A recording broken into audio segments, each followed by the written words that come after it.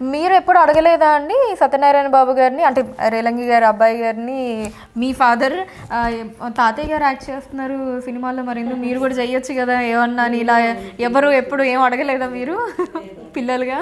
అడగలేదు.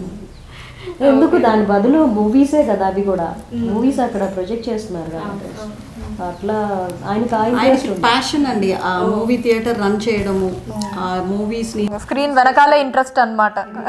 Okay. And మంచి movies చూస్ చేసుకొని, అప్పట్లో అసలు ఆ ఊర్లో ఇంగ్లీష్ మూవీస్ రిలీజ్ అయ్యేవి కాదు. మా ఫాదరే ఫస్ట్ పర్సన్ అక్కడ ఇంగ్లీష్ మూవీస్ హైర్ చేసి రిలీజ్ చేయడం దాంట్లో థియేటర్.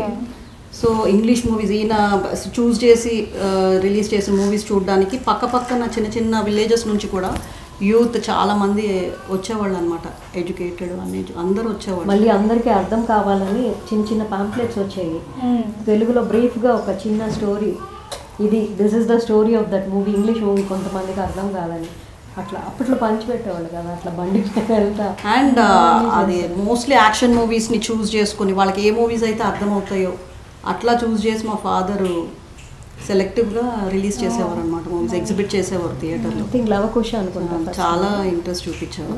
లవకుశ కదా ఫస్ట్ మూవీ, సినిమా హాల్లో first movie Lavakusa. Okay. Cinema hall కట్టాక